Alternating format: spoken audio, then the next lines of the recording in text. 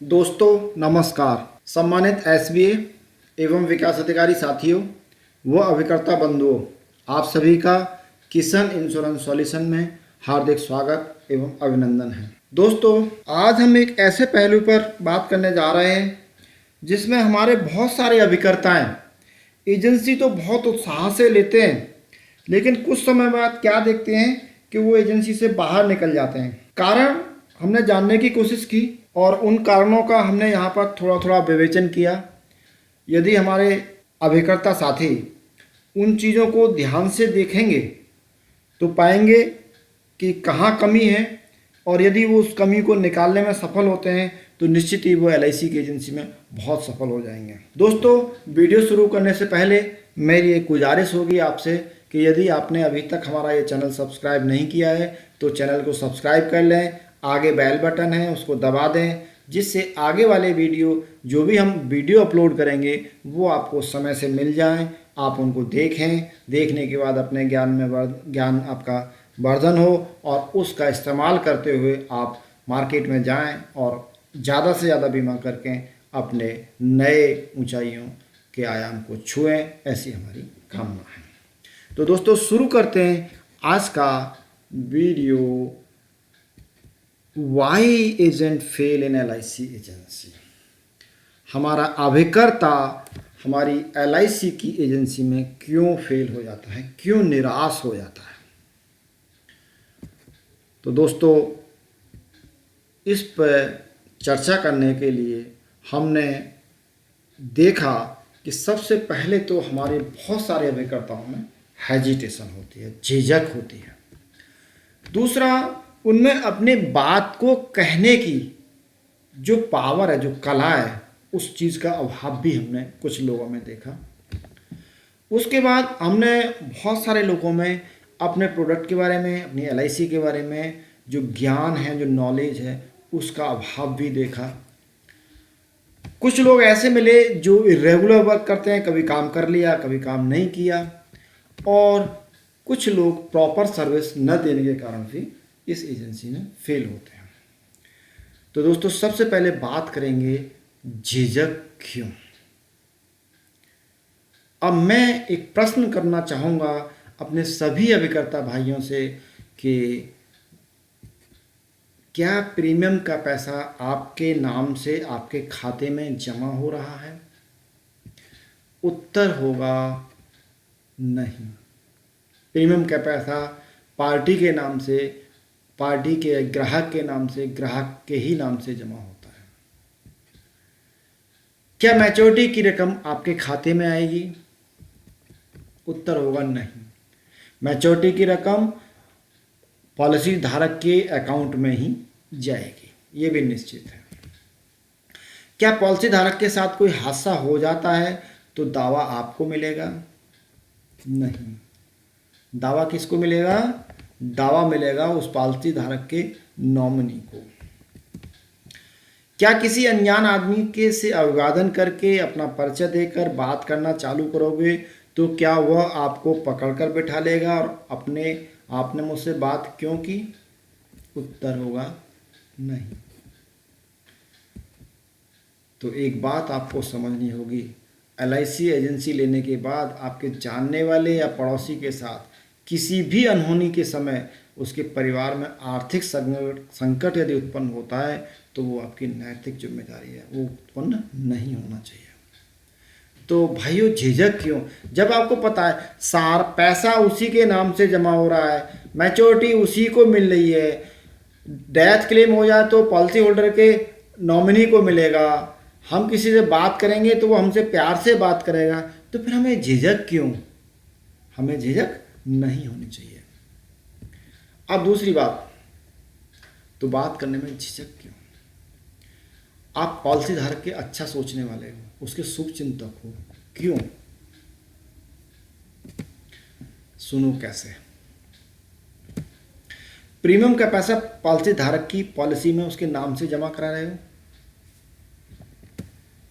आप पॉलिसी धारक के परिवार को बचत की आदत डाल रहे हो। पॉलिसी धारक की असामयिक डेथ पर उसके परिवार को दावा दिला रहे हो। पूर्ण अवधि पर पॉलिसी धारक के अकाउंट में पैसा भेजवा रहे हो जो उसके परिवार के काम आएगा। पॉलिसी धारक की पॉलिसी से संबंधित किसी भी समस्या में पॉलिसी धारक के साथ खड़े हो। अगर आपको एलआईसी एजेंसी में सफल होना है तो आपको यह समझना होगा आप ग्राहक की सहायता कर रहे हो, अपनी नहीं। उसके परिवार को किसी अनहोनी से होने वाले आर्थिक संकट से बचा रहे हो, साथ ही उसके भविष्य के लिए पैसा जमा करा रहे हो। तो दोस्तों झिझक किस बात की, आपको झिझक नहीं होनी चाहिए। हमारे बहुत सारे साथी कहते हैं कि मुझे बार बार कहने में झिझक आती है। क्यों आती है भाई, आप उसी का तो भला कर रहे हो। दोस्तों एक बात सुनिए कि कोई भी अच्छी चीज़ को कोई आदमी लेने नहीं जाता और कोई भी बुरी चीज़ जो भी होती है उसको आदमी लेने जाता है। आप जानते हो शराब अच्छी होती है, नहीं होती ना। शराब अच्छी नहीं होती लेकिन उसको लेने के लिए लोग जाते हैं। और दूध अच्छा होता है स्वास्थ्य के लिए, लेकिन दूध को देने के लिए घर घर दूध देने वाला आता है। तो आप ये मानिए कि आप एक अच्छा काम करने वाले हो तो आपको लोगों से मिलने उनके घर पर जाना होगा, तभी आप अच्छा काम कर सकते हो। अब दोस्तों आगे चर्चा करते हैं। झिझक तो नहीं होनी चाहिए इन सारी बातों को सुनने के बाद में। अब बात आती है कि जो हम अपनी बात कह रहे हैं उसको क्या हम अपने पॉलिसी धारक को समझा पा रहे हैं। जो हम कहना चाह रहे हैं क्या वो हमें हमारी बात को समझ पा रहा है। अपनी बात को ग्राहक को समझाने यानी कि एक्सप्लेन करने की कला में निपुणता भी हमें होनी चाहिए। हमें उसको समझाना चाहिए कि भाई हम तेरे परिवार को भला इस तरह से चाहते हैं। ध्यान रखें आपके शब्द नपे तुले हों और अपने टॉपिक पर ही केंद्रित होने चाहिए। ग्राहक की आंखों में आंखें डालकर बात करनी चाहिए। ग्राहक के प्रश्नों को गंभीरता से सुनना चाहिए, उनको तुरंत अस्वीकार नहीं करना चाहिए, बल्कि समझना चाहिए आप सही कह रहे हैं और मेरी सोच ये है जो आपके हित में है। सभी ग्राहक के आर्गूमेंट नहीं करना चाहिए, कभी भी ग्राहक से आर्गूमेंट मत करना चाहिए। ये तभी संभव है जब आपको अपने कार्य के विषय में पूर्ण ज्ञान हो। तो जैसे आपके को कार्य के विषय में पूर्ण ज्ञान हो जाएगा, आपको जो एक्सप्लेन करने की जो क्षमता है वो अच्छी हो जाएगी। तो दोस्तों इस चीज़ पर विशेष ध्यान आपको देना है। अब मैं ज्ञान और कौशल की बात करूँगा। अब मैं आपसे यहाँ एक 5 प्रश्न करूँगा। उन 5 प्रश्नों में से आपके उत्तर क्या होते हैं देखिए। क्या आपको 300 एवं 360 नंबर फॉर्म भरना आता है? उत्तर हाँ या नहीं। क्या आपको एलआईसी के सभी प्लान की जानकारी है? उत्तर हाँ या नहीं। क्या आपको मेडिकल नॉन मेडिकल के बीमा के बारे में जानकारी है? उत्तर हाँ या नहीं। क्या आपको पता है केवाईसी में कौन से डॉक्यूमेंट लगते हैं? उत्तर हाँ या नहीं। और लास्ट में क्या आप जानते हो एसीआर क्या है और क्यों भरी जाती है? उत्तर हाँ या नहीं। तो दोस्तों यदि इनमें से 3 प्रश्नों के उत्तर नहीं है तो आपको अपनी पोजीशन अलार्मिंग है। तो आपकी पोजीशन अलार्मिंग है। आपको तुरंत अपने ज्ञान और कौशल को बढ़ाने पर ध्यान देना चाहिए। कम से कम 3 के क्वेश्चन के इसमें उत्तर यदि हाँ आते हैं तो समझ लीजिए आपको कुछ थोड़ा सा ज्ञान है। और अगर आप 5 क्वेश्चनों का आपका उत्तर या हाँ आता है तो समझ लीजिए आपको अच्छा ज्ञान है।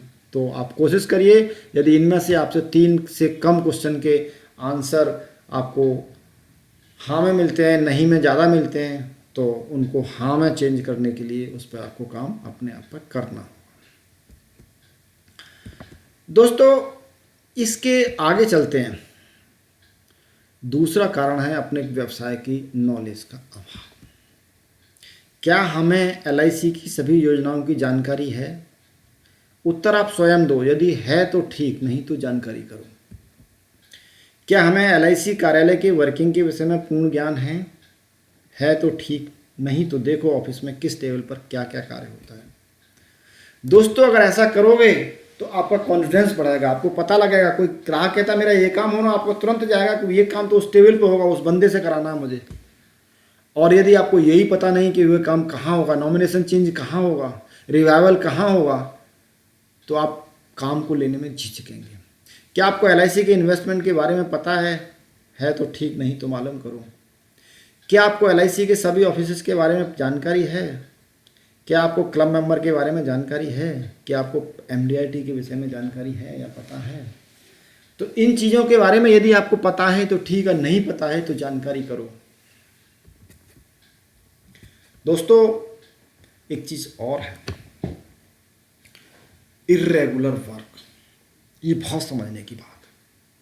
हम LIC की एजेंसी तो ले लेते हैं, लेकिन LIC की एजेंसी के लेने के बाद में क्या हम प्रॉपर वर्क करते हैं, इसको थोड़ा समझेंगे। दोस्तों LIC में दो तरह के लोग होते हैं, दो प्रकार के कार्य करते हैं। एक तो करते हैं फुल टाइम कार्य, एक करते हैं पार्ट टाइम कार्य। फुल टाइम करने वाले कम है, लेकिन पार्ट टाइम करने वाले बहुत ज़्यादा हैं। फुल टाइम वो होते हैं जो अपने पूरे दिन का समय अपने कार्य में लगाते हैं और उनका परिवार इसी से चलता है, वो फुल टाइम कार्य। और जो पार्ट टाइम होते हैं वो क्या करते हैं कि वो कुछ समय 2-3 घंटे का समय अपने किसी कार्य में लगाते हैं, बाकी किसी और कार्य में लगाते हैं। जैसे 2-3 घंटे का काम ट्यूशन करते हैं बहुत सारे लोग, बहुत सारे अकाउंट का काम करते हैं, बहुत सारे न्यूज़पेपर बांटते हैं सुबह सुबह, बहुत सारे बीमे का काम करते हैं। तो ये पार्ट टाइम काम होते हैं। भाई ठीक है, 8-10 घंटे हम कहीं और काम कर रहे हैं, लेकिन 2-3 घंटे हमारे पास और हैं, उससे हम कोई पार्ट टाइम काम कर लें जिससे हमारी इनकम बढ़ जाए। अब देखो दोस्तों, देखते हैं कि जो काम करने वाले हैं जो वो भी दो तरह के होते हैं। पार्ट टाइम जो काम करने वाले होते हैं वो भी दो तरह के होते हैं। एक तो रेगुलर वर्कर होते हैं और एक होते हैं कैजुअल वर्कर। अब रेगुलर वर्कर होते हैं 2-3 घंटे रोजाना लगा रहे हैं, जैसे कि ट्यूशन वाला रोजाना 3-4 घंटे ट्यूशन पढ़ा रहा है, अकाउंट वाला रोजाना 2-3 घंटे अकाउंट लिख रहा है, अखबार वाला 2-3 घंटे अखबार बांट रहा है। वो नियमित कार्य करता है। लेकिन कुछ कैजुअल वर्कर होते हैं, जैसे कि लेबर होती है, उन्हें कभी काम मिल गया कभी काम नहीं मिला, पूरा दिन खाली चला गया। ऐसे लोग हमेशा गरीब रहते हैं, क्योंकि वो जो 2-3 दिन में कमाते हैं 2-4 दिन घर बैठ करके उसको खा लेते हैं। दोस्तों वही हाल हमारे अभिकर्ता का होता है।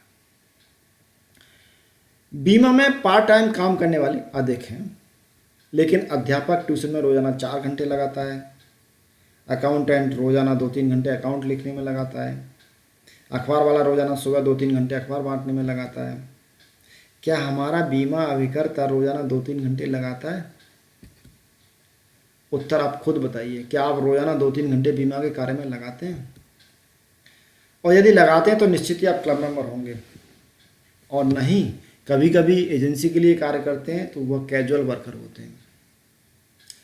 2-4 दिन में एक दिन काम कर लिया, किसी से बात कर ली, उसके बाद में काम खत्म, फिर भूल गए हफ्ते 2 हफ्ते के लिए, फिर किसी विकास अधिकारी का फ़ोन आया, फिर हाँ एक बीमा करना है, तो फिर किसी से बात की, एक आध से बात की, किसी का हो गया तो ठीक, नहीं हो गया तो ठीक, फिर भूल गए। ऐसे लोग एजेंसी में हमेशा गरीब ही रहते हैं। तो सोचिए, पार्ट टाइम कार्य करते हो तो कैजुअल टाइम कार्य करते हो, यानी पार्ट टाइम कार्य रेगुलर कार्य करते हो, या कैजुअल टाइम कार्य करते हो यानी कभी कभी कार्य करते हो। तो दोस्तों यदि बीमा के कार्य में सफल होना है तो पार्ट टाइम काम करना होगा, यानी कि रोजाना कार्य करना होगा। कैजुअल कार्य करने से बीमा के अभिकर्ता एजेंसी में आप सफल नहीं हो सकते। दूसरा होता है दोस्तों, जो सर्विस हमारा अभिकर्ता जो पार्टी चाहती है, जो बीमा धारक चाहता है, उसमें कुछ कमी। दोस्तों बीमा अभिकर्ता फेल होने का एक महत्वपूर्ण कारण यह है ग्राहक की प्रॉपर सेवा न करना। बीमा करके फॉर्म पूरी तरह भरकर कार्यालय में जमा न कराना, नॉमिनेशन पर ध्यान न रखना, अगर पॉलिसी लैप्स हो गई है तो पॉलिसी चालू कराने में मदद न करना, रसीद समय पर न पहुंचाना, प्रीमियम समय पर जमा करके तुरंत रसीद ग्राहक को न पहुंचाना, प्रीमियम की याद न दिलवाना, अगर क्लेम हो जाए तो समय पर फॉर्म भरवाने में मदद न करना। ऐसे बहुत सारे कारण होते हैं।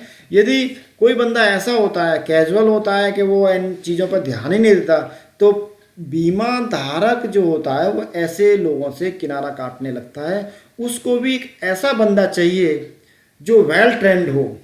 अच्छा दोस्तों एक चीज़ बताइए, अगर कोई हम में से कोई बीमार हो जाए तो कैसे डॉक्टर के पास जाएगा? जो वैसा ही हो जिसे थोड़ा बहुत ज्ञान हो, या ऐसे डॉक्टर के पास जाएगा जो बहुत अच्छा डॉक्टर हो, बहुत नॉलेजेबल हो और उससे जाके मरीज सही हो जाते हो? तो निश्चित ही आपको उत्तर होगा ऐसे डॉक्टर के पास जाएगा जो बहुत इंटेलिजेंट हो, बहुत अच्छा हो, जिसका क्लिनिक बहुत अच्छा चलता हो। तो उसी तरह से दोस्तों, यहाँ पर पॉलिसी धारक अपने पैसे का जिम्मेदारी किसी ऐसे अभिकर्ता को देगा जो उसकी सेवा ना करता हो, या ऐसे अभिकर्ता को देगा जो सेवा करने के लिए तत्पर हो। और जो सेवा करने के लिए तत्पर होगा उसको वो देगा, उसको नॉलेज भी होगी, वो अपने सारे फाइनेंस के मैटर उसको देगा। और जब उसको देगा, ऐसे अभिकर्ता को देगा जो बहुत ही प्रॉपर सर्विस देता है, तो वो आगे बढ़ता चला जाएगा, और जो प्रॉपर सर्विस नहीं देता है वो पीछे हटता चला जाएगा और एक दिन इस मार्केट से निकल जाएगा। तो दोस्तों, सर्विस देना बहुत ज़रूरी है। अब आती है बात सफल होने के लिए हमें क्या करना चाहिए। देखिए दोस्तों, सबसे पहले अपने कार्य के विषय में पूर्ण ज्ञान हो। उसके लिए हम आपको कोशिश कर रहे हैं कि बहुत सारे वीडियोस आपको दे रहे हैं जिससे कि आपको अपने प्रोडक्ट के बारे में ज्ञान पूरा हो। दूसरा, अपनी बात को समझाने की क्षमता का भी आपको विकास करना होगा। आपको सामने वाला कस्टमर वो करे जो आप चाहें, वो क्षमता आपके अंदर डेवलप होनी चाहिए। बोलने की कला भी आपको आनी चाहिए। किसी भी आदमी से आप नम्रता से बोलेंगे तो अच्छा होगा, अगर थोड़ा सा रूढ़ भाषा में बोलेंगे तो अच्छा नहीं लगेगा। बोलने में शब्दों का चयन भी बहुत ज़रूरी है। विनम्रता इसका एक कारण भी हो सकती है। आपकी दूसरों की मदद करने की आदत भी होनी, अगर हो तो बहुत अच्छा है। आपको सामाजिक कार्य करने में भी आनंद आता हो तो बहुत अच्छा है। आलस्य बिल्कुल नहीं होना चाहिए। तुरंत काम, अभिकर्ता का मतलब अभी करना है। और परिश्रमी भी होना चाहिए। आपको इस कार्य में करने में क्या मेहनताना मिलेगा इसकी जानकारी भी आपको होनी चाहिए। बहुत सारे लोगों को पता ही नहीं होता हमें मिलता क्या है। जब मिलता क्या है तो करेंगे क्या, जब पता है कि मिलेगा ये तो उसके लिए कार्य भी करेंगे। तो दोस्तों, ये कुछ पहलू थे जिसको मैंने छूने का प्रयास किया। यदि इनमें अगर आप अपने अंदर कुछ सुधार ला पाते हैं, कुछ कर पाते हैं, तो निश्चित ही एक दिन आप सफलता की सीढ़ी चढ़ेंगे और एक अच्छे सक्सेसफुल अभिकर्ता बनेंगे। और मेरी यही कामना है कि आप इन सारी बातों को एक बार देख करके एनालिसिस करें, एनालिसिस करके कि हमें कैसे सफल होना है, उन पर उस रास्ते पर चलें। और हम आपकी मदद वीडियो के माध्यम से और भी बहुत सारी माध्यम से आपके करते रहेंगे। दोस्तों, इन्हीं के साथ मैं आपको धन्यवाद देता हूं कि आपने वीडियो देखा, समझा और समय दिया। इसके लिए धन्यवाद। आपको फिर एक नए वीडियो में आपसे फिर मुलाकात होगी। तब तक के लिए नमस्ते।